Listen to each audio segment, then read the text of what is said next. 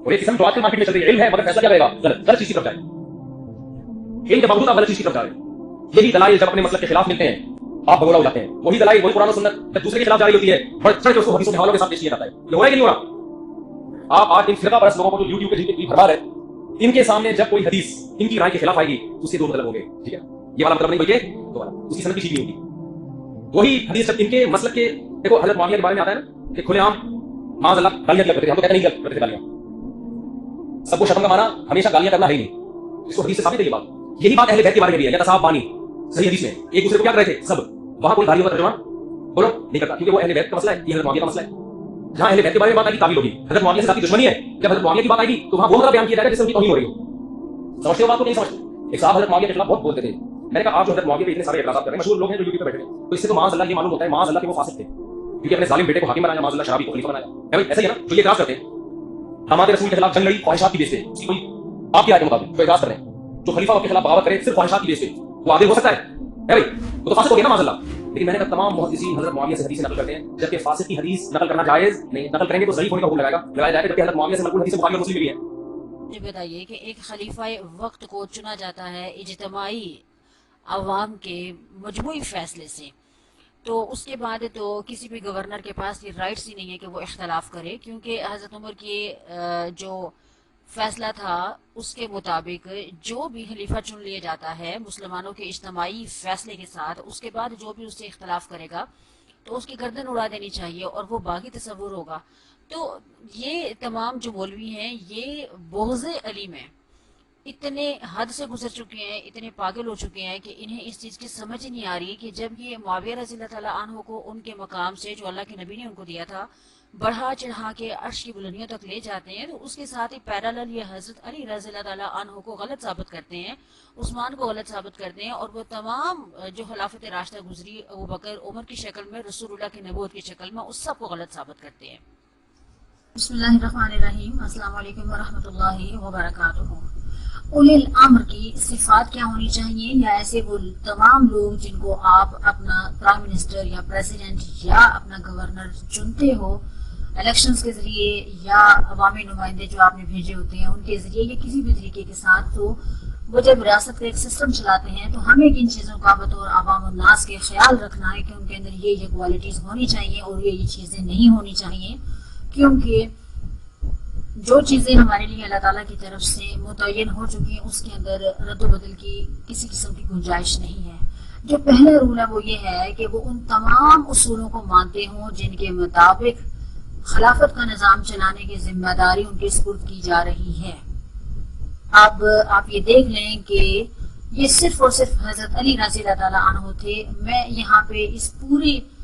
جو پلے لسٹ ہوگی اس میں صرف اور صرف میں نے ابو بکر عمر کو میں نے ایک جزوی طور پہ ڈسکس کرنا ہے. میرا جو مین مقصد ہے وہ حضرت عثمان غنی اور حضرت علی رضی اللہ تعالیٰ علیہم اجمعین کو ڈسکس کرنا ہے. تو جو ہم اولی الامر میں سے بندے کا انتخاب کرتے ہیں اپنے کسی بھی بڑے عہدے کے لیے، تو اس کے لیے ضروری ہے کہ وہ بندہ خلافت کا نظام چلانے کی جس کی سپرد ذمہ داری کی جا رہی ہے، آپ ان تمام اصولوں کو مانتے ہوں جو خلافت کے اندر رائج تھے. خلافت راستہ کے اندر ابتدا میں جو دو خلیفہ آئے انہوں نے جو رائج کیے تھے آپ نے ان کو فالو کرنا ہے، اس کے مخالفت میں نہیں جانا، کیونکہ ایک سسٹم کو چلانے کی جو ذمہ داری ہوتی ہے وہ اس کے اصولی مخالفین پہ آپ نہیں ڈال سکتے. آپ نے سسٹم کو چلانے کی ذمہ داری اسی ایک شخص کو دینی ہے جس کو آپ منتخب کرتے ہیں. اللہ تعالیٰ سورہ نساء کے اندر ہمارے لیے یہ حکم دیتا ہے کہ یا ایھا الذین آمنوا، بلکہ یا ایھا الذین آمنوا اطیعوا اللہ واطیعوا الرسول واولی الامر منکم، اے لوگوں جو ایمان لائے ہو اطاعت کرو اللہ تعالیٰ کی اور اطاعت کرو رسول کی اور ان لوگوں کی جو تم میں سے اولی الامر ہوں. اب اولی الامر ہونا یہ ہمارے لیے بہت زیادہ اہمیت کا حامل ہے کہ ہم کن لوگوں کو بطور خلیفہ کے منتخب کر رہے ہیں. پیچھے ہم نے ڈسکس کیا تھا کہ مسلمانوں کی جو کام ہیں وہ آپس کی مشاورت سے چلتے ہیں، تو اولی الامر اس ایک شرط کے مطابق ہمارے لیے وہ پرسنالٹی ہوگی جس کو جو اکابر صحابہ ہیں یا اکابرین دین ہیں، یہ بڑے بڑے جید علماء ہیں، وہ منتخب کریں گے، یہ چوائس ان کے پاس ہے کہ وہ اپنی چھلنی سے چھانے کہ جس بندے کو وہ لے کے آ رہے ہیں وہ اولی الامر میں سے ہے یا نہیں ہے، اور اگر وہ ایسے کسی بندے کو لے کے آتے ہیں جو اولی الامر میں سے نہ ہو تو اس کا جو وبال ہوگا یہ ان لوگوں کی گردنوں کے اوپر ہوگا جنہوں نے ان کو الیکٹ کیا ہے۔ اچھا، سورہ آل عمران کے اندر اللہ تعالیٰ ہمارے لیے ایک اور حکم لے کے آتے ہیں کہ یا ایھا الذین آمنوا لا تتخذوا بطانۃ من دونکم، اے لوگو جو ایمان لائے ہو اپنے سوا دوسروں کو شریک راز نہ بناؤ۔ اچھا، اب ہم لوگ اسی کو مزید آگے چلتے ہوئے دیکھتے ہیں کہ ام حسبتم ان تترکوا ولما یعلم اللہ الذین جاہدوا منکم ولم یتخذوا من دون اللہ ورسولہ ولا المؤمنین ولیجا۔ کیا تم نے یہ سورہ توبہ تھی، کیا تم نے یہ سمجھ رکھا ہے کہ تمہیں چھوڑ دیا جائے گا، حالانکہ ابھی اللہ نے یہ تو دیکھا ہی نہیں کہ تم میں سے کون وہ لوگ ہیں جنہوں نے جہاد کیا، یعنی ایک مزید کسوٹی باقی ہے جس میں اللہ تعالیٰ نے یہ جج کرنا ہے کہ جہادی کون کون سے تھے۔ پھر اللہ اور اس کے رسول اور اہل ایمان کے سوا کسی کو اپنے معاملات میں دخیل نہیں بناتا۔ اب دیکھیں کہ جو لوگ ظالم ہوں، جو فاسق و فاجر ہوں، خدا سے غافل ہوں اور حد سے گزر جانے والے نہ ہوں، بلکہ ایماندار ہوں، خدا ترس ہوں، نیکوکار ہوں، کوئی ظالم یا فاسق اگر امارت یا امامت کے منصب پر قابض ہو جاتا ہے تو اس کی امارت، یہ امارت لفظ ہے، امارت اسلام کی نگاہ میں باطل ہے۔ اس کی ریزن یہ ہے کہ کوئی بھی جو ظالم ہوگا، فاسق ہوگا، فاجر ہوگا، وہ اولی الامر میں نہیں آتا۔ اولی الامر میں وہ ہوگا جو اللہ تعالیٰ سے ڈرنے والا ہوگا، متقی ہوگا، خدا کا خوف رکھنے والا ہوگا، خدا ترس انسان ہوگا، نیکوکار ہوگا، اور اپنے ہر معاملے کو اللہ تعالیٰ کی طرف اور اللہ کے رسول کی طرف پلٹانے والا ہوگا کہ مجھے رہنمائی اگر ملنی ہے تو وہ اللہ تعالیٰ سے ملنی ہے، اللہ کے نبی کی سنتوں سے ملنی ہے، اور اس کے بعد خلفائے راشدین کے طریق سے ملنی ہے۔ تو اگر کوئی بندہ ایسا نہیں کرتا اور زبردستی اپنے ظلم کے ساتھ، اپنے فاسق ہونے کے ساتھ، اپنے فسق کے ساتھ، یا تلوار کے بلبوتے کے اوپر، یا دوسروں کو ذلیل کرنے کے بلبوتے کے اوپر کہ شریف لوگ اپنی عزت بچانے کے لیے خاموش ہو جائیں، تو ایسا بندہ اگر امارت حاصل کر لیتا ہے یا کسی عہدے کے اوپر قابض ہو جاتا ہے تو اسلام کی نگاہ میں اس کا جو عہدہ ہے، اس کی جو حکومت ہے، گورنری ہے، وہ باطل ہے۔ اور ایسا ہی کیا بزور طاقت، بزور پاور، فتنہ و فساد کھڑا کیا حضرت عثمان غنی اور حضرت نائلہ کی شہادت کے اوپر۔ حضرت عثمان رضی اللہ تعالیٰ عنہ کے ہی قبیلے کے ایک فرد امیر معاویہ رضی اللہ تعالیٰ عنہ نے، تمام لوگ امیر معاویہ کو صحابی ہونے کی چھتری کے نیچے چھپانے کی کوشش کرتے ہیں، جبکہ اللہ تعالیٰ اگر اپنے نبیوں کی سرزنش کر سکتا ہے، اللہ تعالیٰ اگر نبیوں کے بیٹوں کو جیسے حضرت نوح علیہ السلام کے بیٹے تھے وہ جہنم میں جا سکتے ہیں، یا ابراہیم علیہ السلام کے جو والد ہیں ان کو اللہ تعالیٰ نہیں معاف کر سکتا۔ مطلب جس کو اللہ تعالیٰ چاہے گا ہدایت دے گا، جس کو نہیں چاہے گا ہدایت نہیں دے گا۔ چوائس آپ کے پاس اپنی ہوتی ہے کہ آپ نے کس راستے پہ چلنا ہے، اللہ تعالیٰ اس میں آپ کو چوائس دیتا ہے۔ اجازت کی بات ہی میں کروں گی کہ کافر جو ہیں وہ اللہ تعالیٰ کی اجازت کے ساتھ کافر ہیں۔ میں یہاں پہ یہ کہنا چاہوں گی کہ اگر کافر ہیں تو وہ اپنی چوائس سے کافر ہیں، اللہ تعالیٰ نے ان کو چوائس کی اجازت دی ہے کہ آپ وہ صحیح راستہ، غلط راستہ دو آپ کے سامنے، آپ کی چوائس ہے کہ آپ کون سا راستہ پسند کرتے ہیں۔ تو حضرت امیر معاویہ رضی اللہ تعالیٰ عنہ نے بزور طاقت، بزور جبر، بزور زبردستی خلیفہ وقت حضرت علی سے وہ ٹکرائے۔ ان کا باہر نکلنا ایک خروج تھا، ان کا باغیوں کی جماعت کے سرغنہ کی حیثیت تھی ان کی۔ اچھا لگتا ہے، ٹھیک ہے، ادروائز کوئی پرابلم نہیں ہے۔ اور اس وقت جو ایک باغی کی سزا ہونی چاہیے تھی، یہ اکارڈنگ ٹو رولز ان کو ملنی چاہیے تھی۔ پھر وہ تمام لوگ جو اس ایک بات کے پیچھے ان کو پناہ دینے کی کوشش کرتے ہیں کہ وہ قصاص عثمان کا مطالبہ کرتے رہے ہیں، تو یہ ان کا مقام تھا ہی نہیں، ان کا مرتبہ تھا ہی نہیں کہ وہ گورنر شام کی حیثیت سے قصاص عثمان کا مطالبہ کرتے۔ یہ حضرت علی رضی اللہ تعالیٰ عنہ کی ذمہ داری تھی کہ وہ بطور ایک منتخب خلیفہ کے اپنے اکارڈنگ، اپنے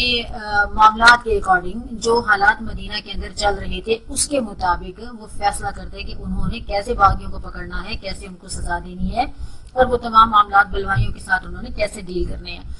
یہ جو کچھ امیر معاویہ نے کیا، اس کی اجازت نہ تو انہیں اللہ تعالیٰ قرآن میں دے رہا تھا، نہ نبی کی سنتوں سے ان کے پاس یہ اجازت آئی، نہ ہی جو اولین 3 خلیفہ تھے ان کی طرف سے ایسا کوئی کام ہوا کہ وہ اس کو اپنے لیے حجت بنا کے پیش کریں۔ پھر ایک پوائنٹ اور بھی ہے کہ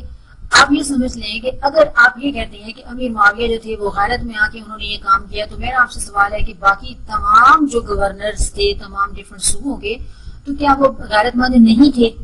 کیا انہیں محبت نہیں تھی عثمان غنی سے جتنی کی محبت کا دعویٰ امیر معاویہ کرتے رہے ہیں؟ اگر امیر معاویہ کو یا ابو سفیان کے خاندان کو اتنی ہی محبت تھی حضرت عثمان سے، تو وہ کیوں نہیں انہوں نے اسلام قبول کر لیا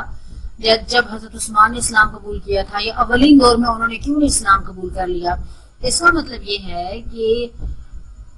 جب اسلام مشقتوں کے دور سے گزر رہا تھا تو تب آپ عیش و آرام کی زندگی گزار رہے تھے، اور آپ اس مشکل زندگی کو پسند نہیں کرتے تھے کہ آپ اس میں سے گزریں، اس وجہ سے آپ نے اسلام قبول نہیں کیا، یا یہ کہ اسلام کے آپ کے اندر کوئی رغبت نہیں تھی، کوئی محبت کی شوق نہیں تھا، یا آپ عیش و عشرت اور آرام و سکون کی لائف چھوڑ کے اسلام کی مشکل زندگی نہیں جینا چاہتے تھے۔ تو پھر جب اسلام کے اندر قربانیوں کا پھل کھانے کا وقت آیا تو اس وقت آپ کو کس نے یہ حق دیا کہ آپ حضرت علی رضی اللہ تعالیٰ عنہ کے مقابلے میں کھڑے ہو کے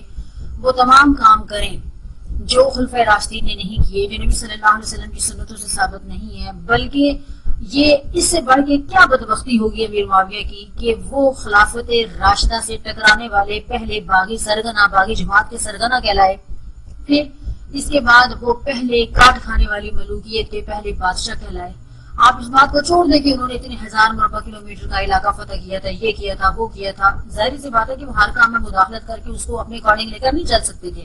انہوں نے انہیں معاملات میں مداخلت کی جس میں وہ اسلام کو کاری ضرب لگا سکتے تھے، اور انہوں نے وہ ضرب لگائی۔ باقی انہوں نے وہ جو علاقے فتح کیے وہ تو ان کے اپنے سروائیول کے لیے تھے، اگر وہ علاقے فتح نہ کرتے تو پھر آخر دشمن جو تھے وہ ان کے اوپر چڑھ دوڑتے، تو پھر جو رہی سی کسر ایک اینڈ سے وہ نکال چکے تھے، دوسرے اینڈ سے بھی پھر جو کفار تھے یا مخالفین کے لشکر تھے وہ نکال دیتے۔ اچھا، پھر دیکھیں کہ سورہ بقرہ کے اندر اللہ تعالیٰ فرماتا ہے کہ وَإِذِ ابْتَلَىٰ إِبْرَاهِيمَ رَبُّهُ بِكَلِمَاتٍ فَأَتَمَّهُنَّ قَالَ إِنِّي جَاعِلُكَ لِلنَّاسِ إِمَامًا قَالَ وَمِن ذُرِّيَّتِي قَالَ لَا يَنَالُ عَهْدِ الظَّالِمِينَ۔ اور یاد کرو کہ جب ابراہیم کو اس کے رب نے چند باتوں میں آزمایا اور اس نے وہ پوری بھی کر دی، تو اللہ تعالیٰ فرماتا ہے کہ میں تجھے لوگوں کا امام بنانے والا ہوں۔ تو ابراہیم نے کیا کہا تھا کہ اللہ تعالیٰ میری اولاد میں سے بھی ایسے لوگ ہوں گے جو امام بنیں گے، تو اللہ تعالیٰ نے فرمایا کہ میرا عہد ظالموں کو نہیں پہنچتا۔ اس کا اسٹریٹ فارورڈ مطلب ہے کہ ظالم لوگ مسلمانوں کی جماعت کے امام نہیں بنتے۔ تو امیر معاویہ نے رضی اللہ تعالیٰ عنہ نے جو ظلم بعد میں ڈھائے، تو آپ ان کو اگر صحابی کی کیٹیگری سے 1 منٹ کے لیے باہر کر دیں تو وہ تو ایک ظالم بادشاہ تھے، اس سے بڑھ کے ظالم کون ہوگا جو رسول اللہ کے نبوت سے ٹکرائے، رسول اللہ کے محنتوں سے ٹکرائے۔ عمر، ابو بکر اور عثمان کے جو پہلے 6 سالہ دور ہیں جس میں بنو امیہ کا زیادہ زور نہیں تھا، بلکہ امیر حضرت عمر فاروق کے جو اپوائنٹڈ تھے گورنرز ان کا زور تھا، یا وہ لوگ موجود تھے تو ان کا زیادہ زور نہیں چل پایا۔ لیکن جب ان کا زور چلا تو پھر آخری جو 6 سال تھے حضرت عثمان غنی کے وہ بہت مشکل اور کربناک گزرے ہیں، کیونکہ پھر ایک چیز یہ بھی ہوتی ہے کہ جب آپ بڑے بڑے عہدوں کے اوپر چرب زبان، لالچی، نو دولتیے یا اس طرح کے لوگوں کو وہاں پہ متعین کر دیتے ہیں، یا ان کی نامزدگی وہاں پہ ہو جاتی ہے، تو اس وقت میں پھر ان کی وجہ سے جو فساد فتنہ پھیلتا ہے بعد میں خلیفہ راشد کے لیے بھی پاسبل نہیں رہتا کہ وہ ان کو کنٹرول کر پائیں، کیونکہ ان کا زور اتنا بڑھ چکا ہوتا ہے۔ اچھا، اب دیکھیں کہ سورت صاد کے اندر اللہ تعالیٰ ہمیں بڑا واضح حکم دیتا ہے، اور یہ ہمارے لیے ایک علامی سچویشن ہے کہ ام نجعل الذین آمنوا وعملوا الصالحات کالمفسدین فی الارض ام نجعل المتقین کالفجار۔ اللہ تعالیٰ کہتے ہیں کہ کیا ہم ان لوگوں کو جو ایمان لائے ہیں، جنہوں نے نیک عمل کیے ہیں، اس کیٹیگری میں چاروں خلیفہ راشد فال کرتے ہیں، ان لوگوں کی طرح کر دیں جو زمین میں فساد کرتے ہیں، اس میں حضرت امیر معاویہ کے لوگ فال کرتے ہیں، کیا ہم پرہیزگاروں کو فاجروں کی طرح کر دیں؟ تو آپ دیکھ لیں کہ اللہ تعالیٰ واضح طور پہ کہہ رہا ہے کہ کبھی بھی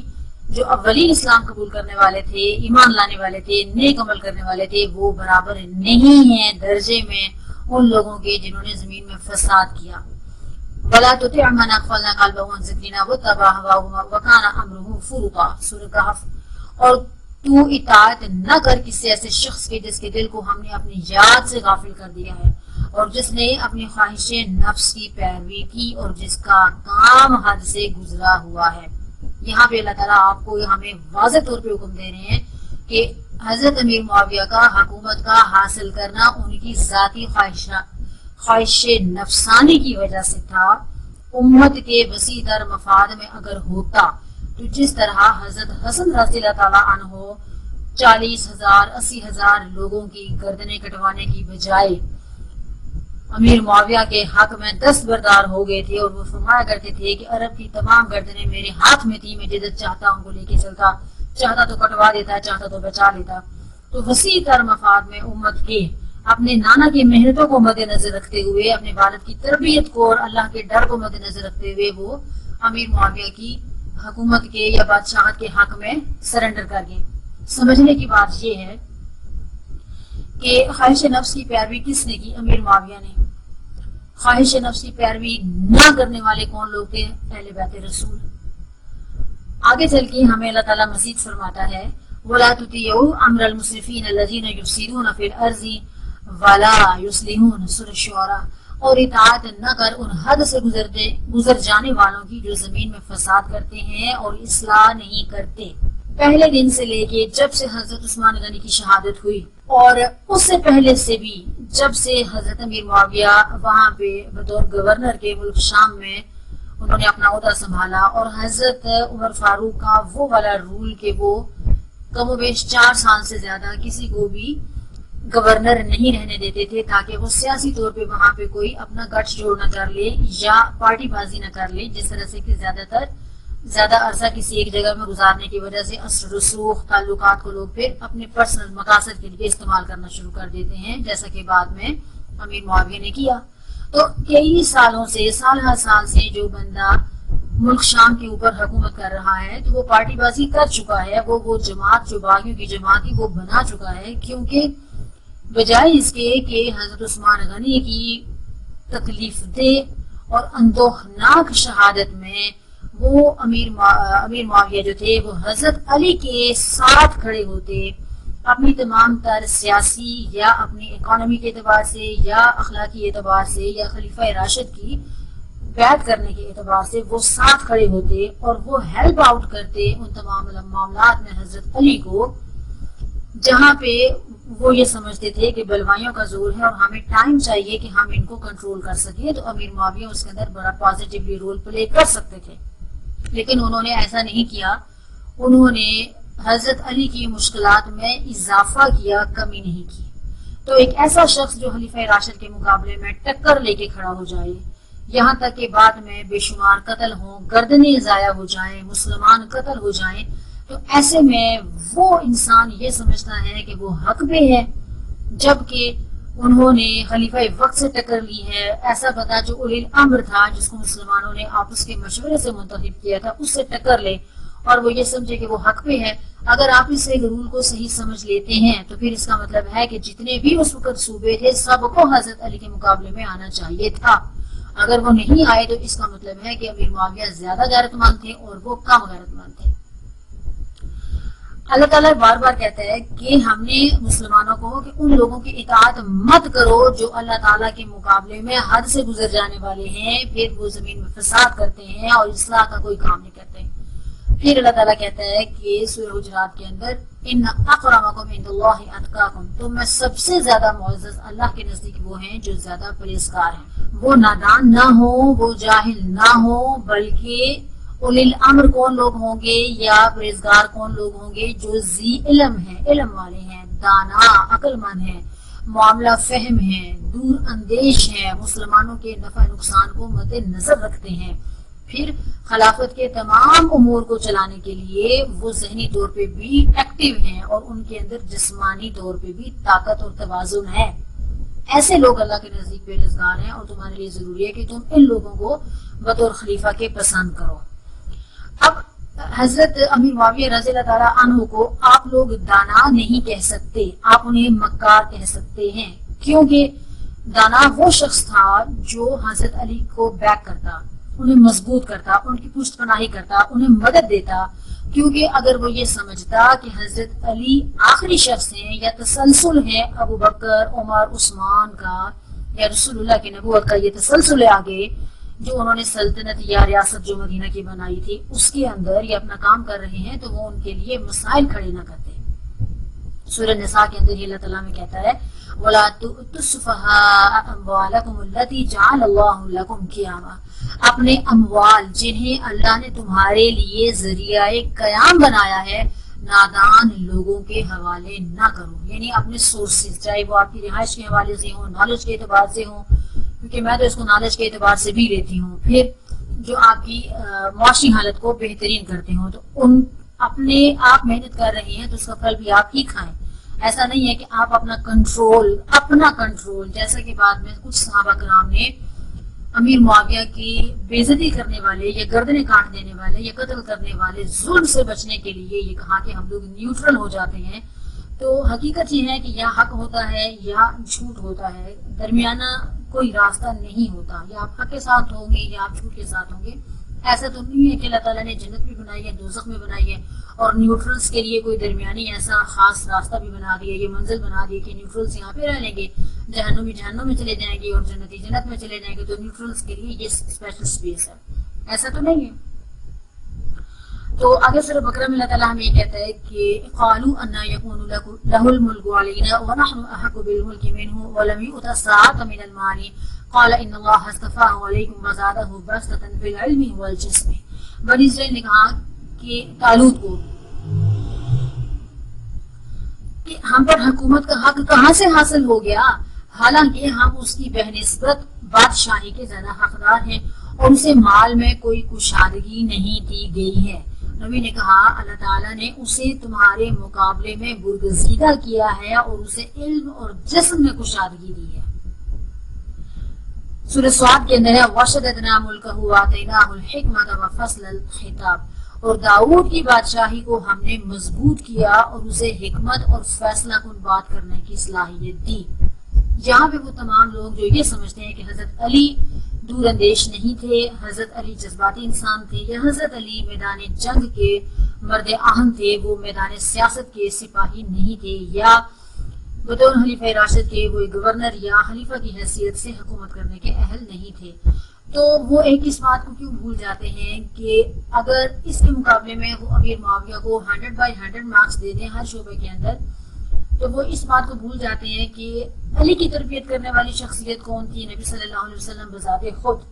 اور نہ صرف انہوں نے اپنے گھر میں پال پوس کے اس بچے کو بڑا کیا، جوان اپنا ان کا بچپن، ان کی لڑکپن، ان کی نوجوانی، ان کی جوانی، ان کی 37 ایئرس کی ایج تک اگر وہ ساتھ رہتے ہیں تو 37 ایئرس اٹ مینس کہ ان کے رسول اللہ کے ساتھ گزرے ہیں. اور یہ ایک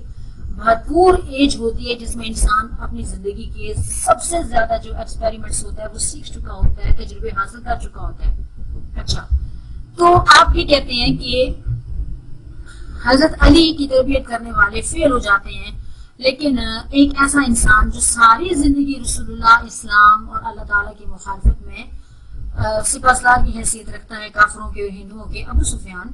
تو انہوں نے اپنے بیٹے کی تربیت بہت شاندار کی ہے. اور یہی ایک وجہ ہے، یہی ایک میرے نزدیک وجہ ہے کہ جس میں دیکھیں کہ حضرت علی رضی اللہ تعالیٰ عنہ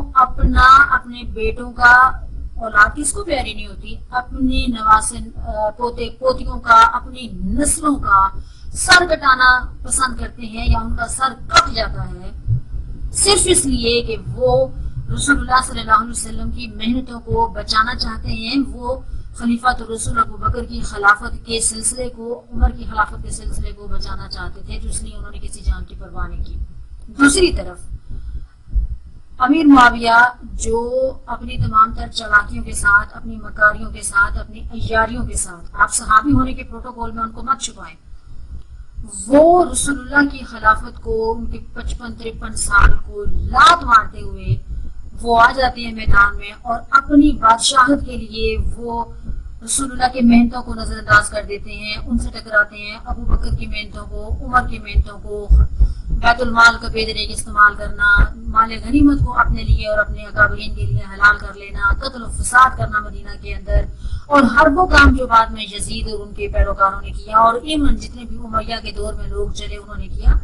تو وہ سارے کے سارے کام ایسے ہی تھے جن کی بنیاد امیر معاویہ نے خود رکھی تھی اس پہلے ایک فیصلے کے ساتھ، کہ جب انہوں نے یہ ڈیسائیڈ کر لیا تھا کہ انہیں حکومت چاہیے हुकूमत करने के लिए उन्हें हजरत नाइला की कटी हुई उंगलियां मिल जाती हैं, हजरत उस्मान की शर्ट मिल जाती है खून आलूद, तो वो उसको दमिश्क की जामे मस्जिद के बाहर लटका देते हैं और मुसलमानों के अंदर इश्ताल अंगेजी फैलाना। नो डाउट कि एक बागी जमात का सरगना ही ऐसी हरकत कर सकता है।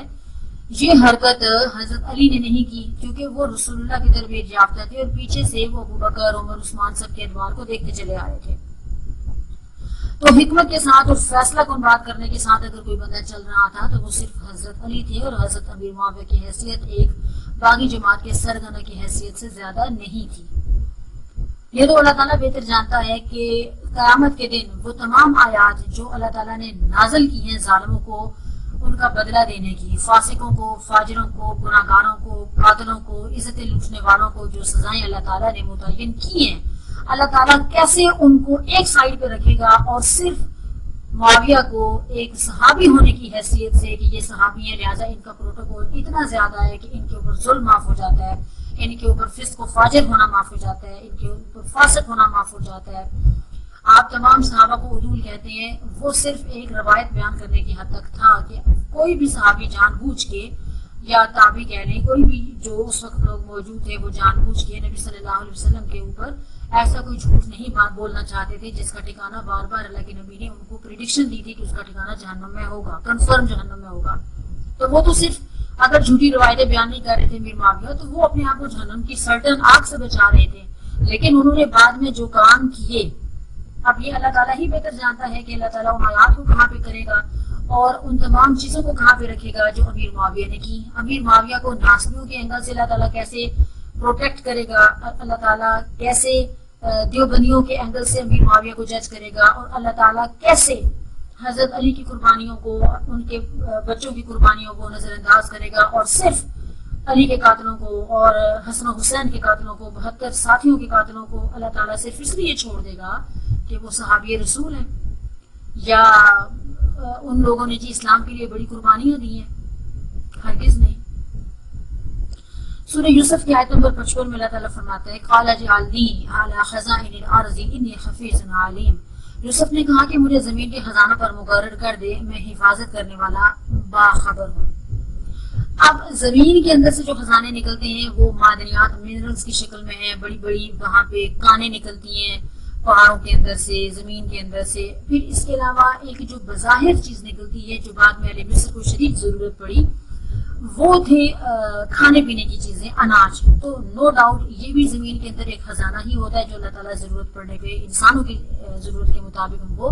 बाहर निकाल देता है। तो आप इससे यहाँ पे ये भी मुराद ले सकते हैं कि वो एक खजांची भी थे, लेकिन वो खजांची किन चीजों के ऊपर थे, वो खाने पीने की चीजों के ऊपर निगहबान थे। क्योंकि हमने ये बात पढ़ी है सूरह यूसुफ के अंदर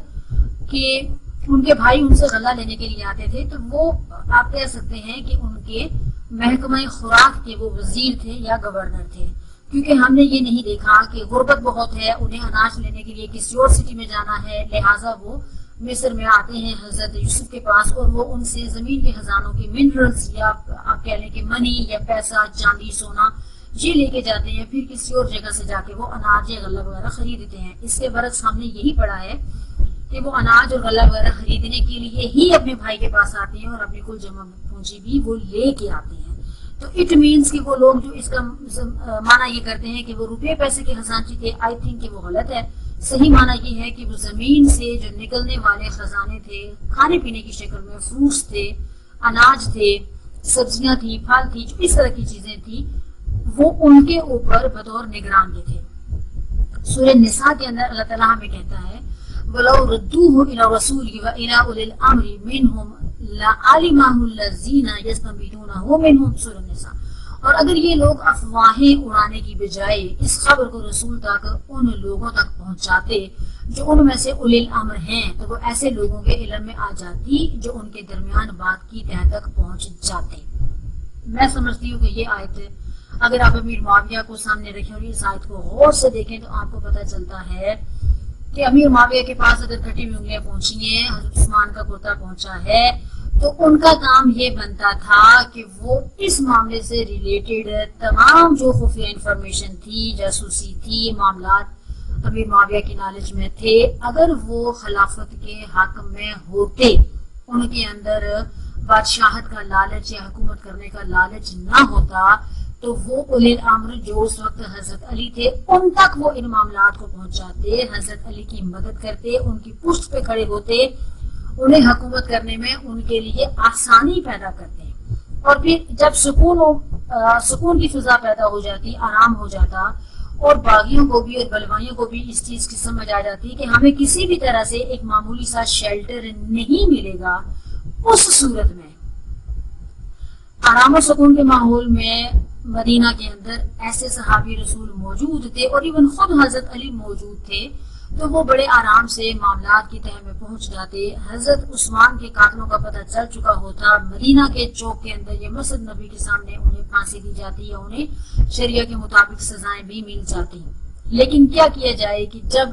آپ کے اندر خود لالچ و حکومت کرنے کی، تو پھر آپ کیسے سپورٹ کر سکتے ہیں مدینہ کی مرکزی حکومت کو؟ آگے اللہ تعالیٰ ہمیں کہتے ہیں سورہ زمر کے اندر، کہو قل هل يستوي الذين يعلمون والذين لا يعلمون، کہو کیا وہ لوگ جو علم رکھتے ہیں اور وہ لوگ جو علم نہیں رکھتے، آپ کیسے کہتے ہیں کہ وہ برابر ہیں؟ ایک چیز ہے۔ دوسری یہ چیز ہے کہ ان اللہ یأمرکم ان تؤدوا الامانات الی اہلھا، سورہ النساء، اللہ تعالیٰ تم کو حکم دیتا ہے کہ امانتیں اہل امانت کے حوالے کر دو۔ دو چیزیں ہیں، پہلی بات تو یہ کہ حضرت علی نبوت کے بارے میں، خلفائے راشدین کے بارے میں جتنی انفارمیشن رکھتے تھے وہ امیر معاویہ کے پاس سوال ہی پیدا نہیں ہوتا کہ اس کا 1% بھی ہو۔ دوسری چیز، جو خلیفہ راشد ہونے کی حیثیت سے خلافت کی ذمہ داری شورا نے ڈالی تھی، مسلمانوں نے ٹرسٹ کرتے ہوئے باقاعدہ مشورے سے ڈالی تھی حضرت علی کے اوپر، ان کو خلیفہ نامزد کر کے، تو وہ امانت حضرت علی کے کندھوں کے اوپر امانت تھی نا، اس کو کسی بھی طرح سے چھیننے کا حق امیر معاویہ کے پاس تھا ہی نہیں۔ خلافت کی امانت حضرت علی کے سپرد تھی، حضرت علی اس کو احسن طریقے سے نبھاتے، جب ان کا انتقال ہو جاتا اور اس کے بعد مسلمان اگین کسی کو خلیفہ راشد چن لیتے، لیکن حضرت علی کو دی گئی خلافت کی امانت کو بزور طاقت، بزور زبردستی، بزور غنڈہ گردی کے، بزور باقی جماعت کے سرغنہ کی حیثیت سے حضرت امیر معاویہ نے چھینا،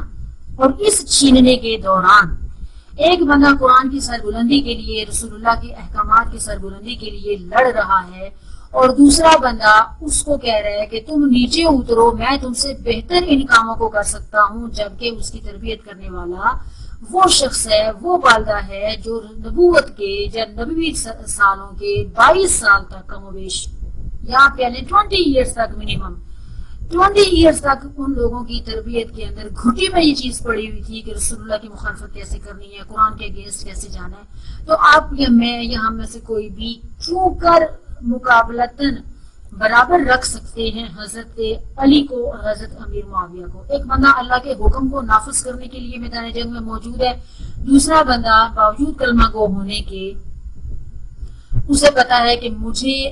بنو امیہ کی تمام دشمنیاں اتارنے کا جو سنہری موقع مل رہا ہے، میں اس سے فائدہ اٹھاؤں، کیونکہ عربوں کے اندر یا قبیلوں کے اندر جو ان کی نسل در نسل چلنے والی دشمنیاں ہوتی تھی، وہ اس کو ایک کلمہ پڑھنے کے بزور یا ایک کلمہ پڑھنے کی وجہ سے ختم نہیں کر سکتے تھے۔ جو چیز آپ قطرہ قطرہ کر کے کسی کے اندر ڈائجسٹ کرتے ہیں وہ اپنا اثر رکھتی ہے، اور اس کے گوشت میں، اس کے ریشے ریشے میں، اس کے ہر پور کے اندر وہ دشمنی سرایت کر چکی ہوتی ہے۔ ایز اٹ از، جس طرح سے نبی صلی اللہ علیہ وسلم نے ڈائجسٹ کیا تھا حضرت علی کے اندر علم، روشنی، تربیت، حق سچ کی پہچان، اللہ تعالیٰ کی فرما برداری، نبی صلی اللہ علیہ وسلم کی فرما برداری،